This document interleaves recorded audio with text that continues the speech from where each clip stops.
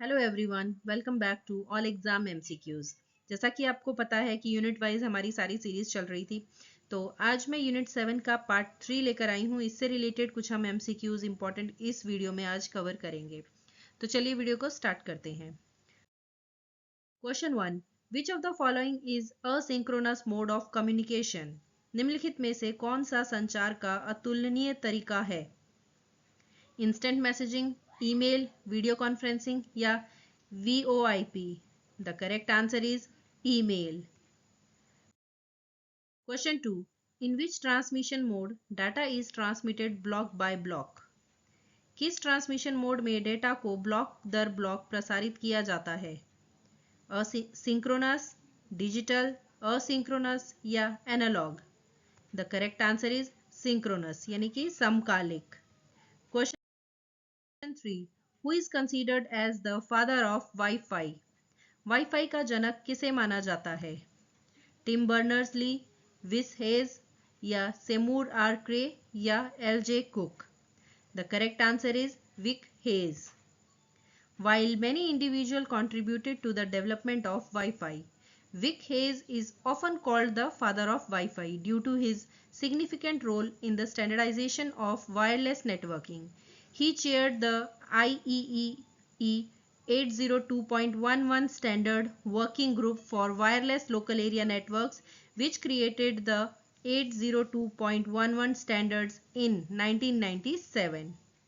जबकि कई व्यक्तियों ने वाईफाई के विकास में योगदान दिया, विक हेज को अक्सर वायरलेस नेटवर्किंग के मानकीकरण में उनकी महत्वपूर्ण भूमिका के कारण वाईफाई का जनक कहा जाता है। उन्होंने वायरलेस लोकल एरिया नेटवर्क के लिए IEEE 802.11 मानक कार्य समूह की अध्यक्षता की, जिसने 1997 में 802.11 मानकों का निर्माण किया। Question 4. In the context of information transmission, the term bandwidth denotes. सूचना प्रसारण के संदर्भ में बैंडविड्थ शब्द का क्या अर्थ है? A protocol, network topology, channel capacity या transmission media? The correct answer is C, channel capacity यानी कि चैनल की क्षमता। Question 5. Who invented OSI model in 1982? 1982 में OSI मॉडल का आविष्कार किसने किया? BSO, ISI ने, इंडियन स्टैंडर्ड ऑर्गेनाइजेशन ने या इंटरनेशनल स्टैंडर्ड ऑर्गेनाइजेशन ने? The correct answer is C, Indian Standard Organization में। OSI मॉडल में 7 लेयर्स होती हैं और वो कौन कौन सी होती हैं? Physical layer, data link layer, network layer, transport layer, session layer, presentation layer and application layer. OSI model एक बहुत ही इंपॉर्टेंट टॉपिक है, इसमें से हर बार 1-2 क्वेश्चंस पूछे ही जाते हैं। OSI मॉडल की 7 परतें हैं: भौतिक परत, डेटा लिंक परत, नेटवर्क परत, ट्रांसपोर्ट परत, सत्र परत, प्रस्तुति परत और अनुप्रयोग परत। Question 6. The physical layer concerns with. भौतिक परत किससे संबंधित है? Bit by bit delivery, process to process delivery, application to application delivery या none of the above? The correct answer is A, bit by bit delivery. Question 7. In OSI model which layer is in between physical layer and network layer? OSI model में कौन सी परत physical layer और network layer के बीच में होती है? Data link layer, transport layer, presentation layer या session layer? The correct answer is A, data link layer. Question 8. In which layer MAC address of a computer is assigned to network interface?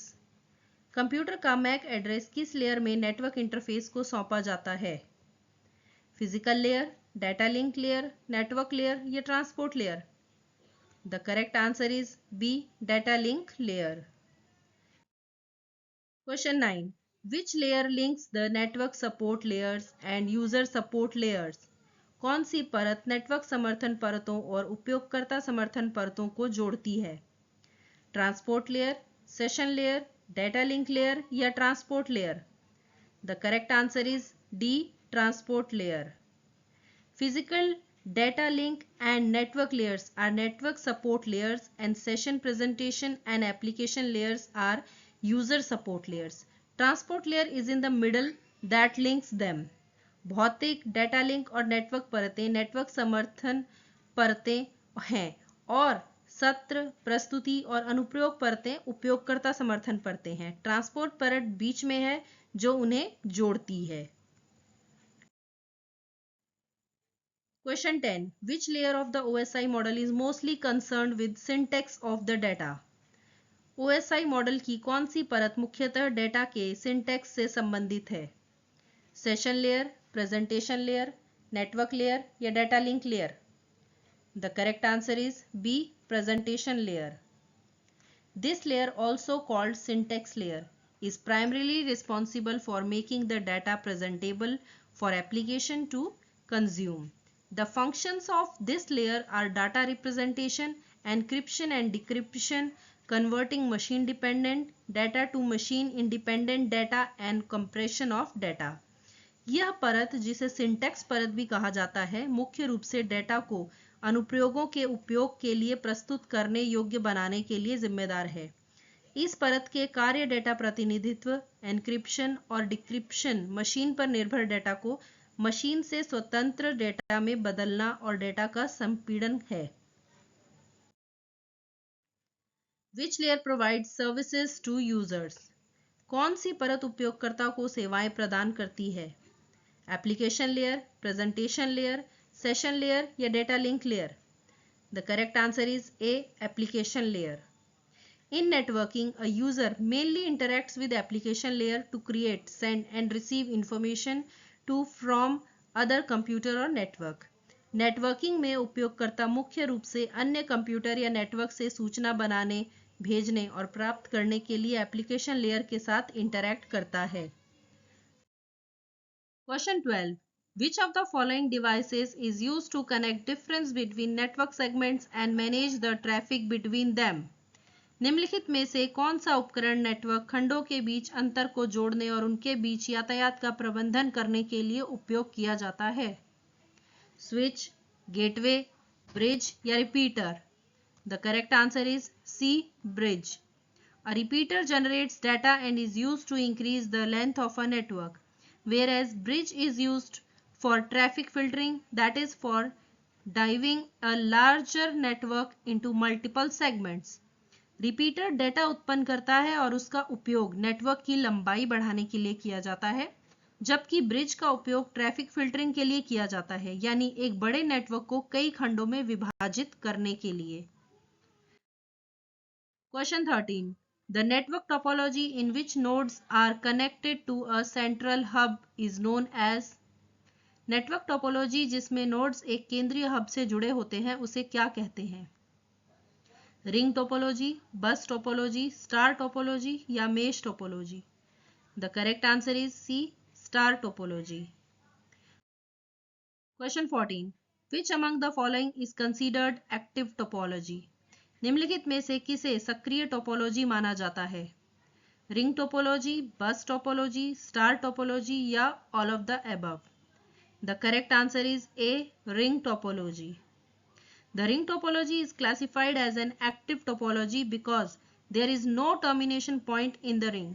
Ring topology को सक्रिय topology के रूप में वर्गीकृत किया जाता है क्योंकि रिंग में कोई समाप्ति बिंदु नहीं होता है. Question 15. In the data transfer process, which of the following has multiple bridges between different parts? Data स्थानांतरण प्रक्रिया में निम्नलिखित में से किसके विभिन्न भागों के बीच कई ब्रिज होते हैं? फायरबॉल्स, स्विचिंग पैकेट्स, हब्स या software? The correct answer is C. Hubs. Question 16. The term cyberspace was first used by whom? Cyberspace शब्द का प्रयोग सर्वप्रथम किसके द्वारा किया गया था? Andrew Pollack, William Gibson, Jon Postel या जॉ फ्लावर? The correct answer is B. William Gibson. William Gibson, an American fiction writer, notably coined the term cyberspace in his short story Burning Chrome, 1982, and later popularized the concept in his acclaimed debut novel Neuromancer 1984. अमेरिकी कथा लेखक William Gibson ने अपनी लघु कहानी burning Chrome जो 1982 में आई थी, साइबर स्पेस शब्द गढ़ा था उसमें, और बाद में अपने प्रशंसित प्रथम उपन्यास न्यूरोमेंसर 1984 में इस अवधारणा को लोकप्रिय बनाया। Question 17, Google search engine was developed in which year? Google search engine किस वर्ष विकसित किया गया था? 1995, 1997, 1998 या 1999? The correct answer is B, 1997. Google search engine was originally developed as a research project in 1997 by Larry Page, Sergey Brin and Scott Hassan of Stanford University. Google search engine को मूलतः 1997 में स्टैनफोर्ड विश्वविद्यालय के Larry page, Sergey Brin और Scott Hasan द्वारा एक शोध परियोजना के रूप में विकसित किया गया था। Question 18, one of the following is not open source software. निम्नलिखित में से एक ओपन सोर्स सॉफ्टवेयर नहीं है। डी स्पेस, विंडोज, ग्रीनस्टोन या Linux? The correct answer is B, Windows. Question 19, VLSIC stands for, VLSIC का फुल फॉर्म क्या है? Very large scale integrated circuits, very long scale integrated circuits या versatile large scale integrated circuits या फिर versatile long scale integrated circuits? The correct answer is A, very large scale integrated circuits, यानी बहुत बड़े पैमाने पर एकीकृत सर्किट। क्वेश्चन 20, परम 2000 इज एन एग्जाम्पल ऑफ, परम 2000 किसका एक उदाहरण है? Microcomputer, supercomputer, mainframe computer या personal computer? The correct answer is B, supercomputer. Param 2000 एक सुपर कंप्यूटर है। Thanks for watching and all the best for exam. Video पसंद आई हो तो वीडियो को लाइक शेयर जरूर कीजिएगा। चैनल पर नए हो तो चैनल को सब्सक्राइब कीजिए और आप हमें टेलीग्राम पर भी ज्वाइन कर सकते हैं, लिंक डिस्क्रिप्शन बॉक्स में है। Have a nice day, take care.